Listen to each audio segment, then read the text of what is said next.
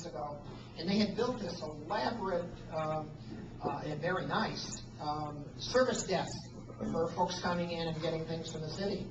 It was a ghost town because they had gone more online for those kinds of services, and it was really they probably could have saved themselves a lot of money building this elaborate desk if they thought about that sooner. Early retirements, a lot of communities have gone to that. Pay freezes and concessions. 312 arbitration. We were just talking earlier while we were gathering. A lot of communities are heading to 312 for police and fire. Privatization, in some cases, is an answer. Restructuring borrowing.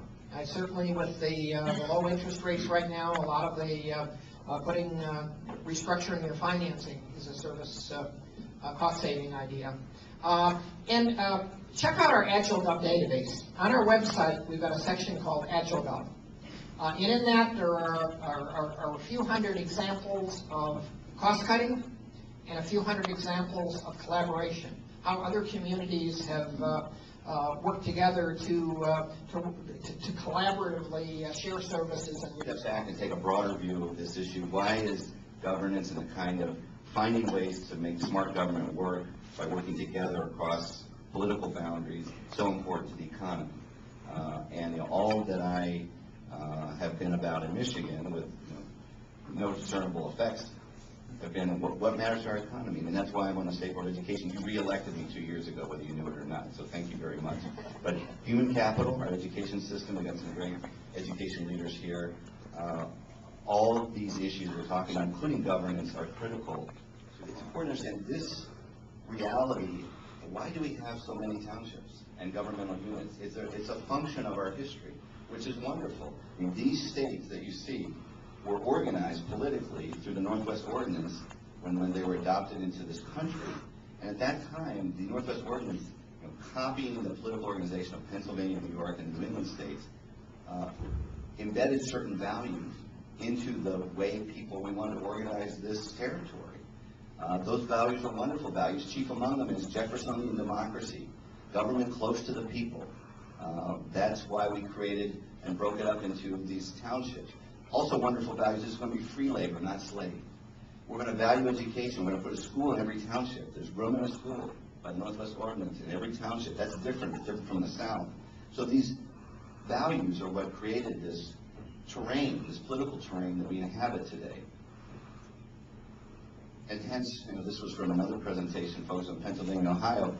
That is why we have the greatest number of general governments of any place in the country. I mean, look at the top 10 states in rank of their number of governments, local, municipal, city, township. We're actually in Michigan not the most decentralized, the most magnificent or multiple, depending on your point of view. But we have more governmental units than any place in the country because of the way we're organized with this Jeffersonian democracy, local government close to the people. We didn't have countywide governments. We didn't have a whole different structure that was the pattern of the South and then the West. Now, why does this matter? Why does this matter in terms of our economic position in today's economy?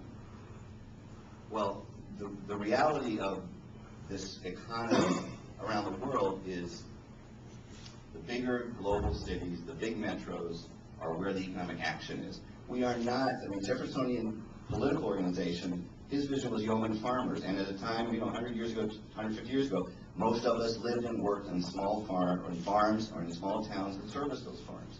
Then we moved through the Industrial Revolution where we peaked, where we moved into these factories, and we built communities of blue-collar working-class folks around these big factory empires.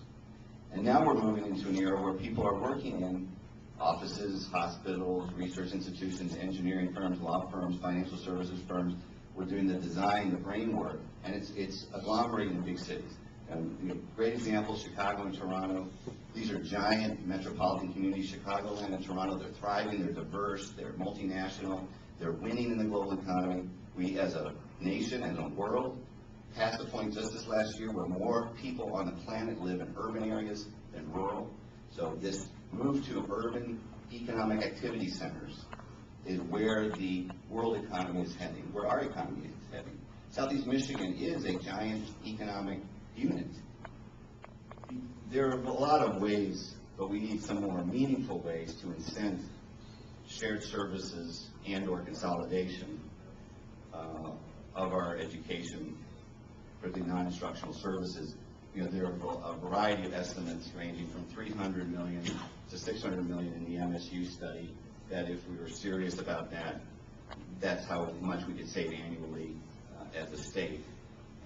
But we haven't really developed a legislative or other incentive program or meaningful way to do that. There's some good informal, fiscal crisis-driven working your way on sharing services and consolidation, finding opportunities to do that. But we haven't done it in both Michigan and Ohio. I know Tim Melton here in the legislature and even our State Board of Education, we came up with a bipartisan report, which I recommend you. Says here's some ideas that we could implement on the cost saving side, but it's really to make the argument for let's do these things on legacy costs and finding some consolidation and shared service opportunities, but so we can justify, which we have to, increasing investment in early childhood, K-12, and higher education, the things that make us strong. We need to do both things. Find efficiency and invest in things that matter. A Brock-style commission, a base closing-style commission that could take it out of politics and decide where our efficiencies was likely to be found, that Ohio and Michigan are talking about. Maine, a few years ago, did make this move. Now, they're a smaller state. They passed, legislation passed, that moved them from 285 to 80 districts. And the next year there was a ballot initiative to repeal it. It was defeated. So they are, their savings are a lot less than ours. They're just a smaller, they don't have as much, many people and money at stake.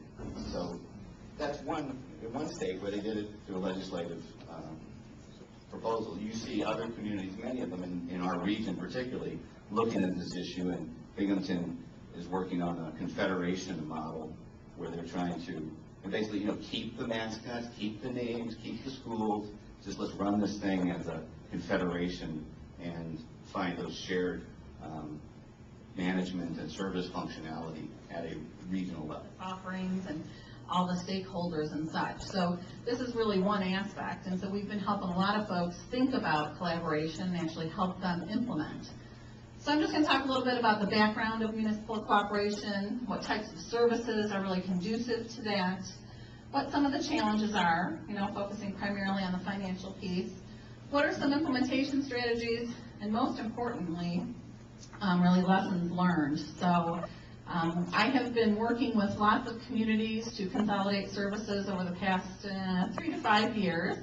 And so there's a lot to be learned, and there are a lot of challenges as you look at these types of initiatives. So first of all, this is not a new concept. I think everybody mentioned it. In rural regions, communities have been working together for several years just out of necessity because they didn't have the resources available. And in a lot of urban communities, so the library example that Bob had given, school districts, water and sewer authorities, and such. But what's different about nowadays is we're trying to take established functions and established services and departments within local communities and really merge them together. And so that's really the challenge, is to take a couple of departments that are already established to say, hey, how can we collaborate, or how can we potentially consolidate? But there is financial value in cooperation. You really look at the economies of scale and the sharing of the resources and reducing the duplication of effort. And so you can look at, as you remove the municipal boundaries, create a more efficient system, look at the administrative overhead. And so with all that duplication of administration, and really reduce the duplication of service. And so Citizens Research Council did a study that said, okay, what services are communities providing by themselves? And this was throughout Michigan.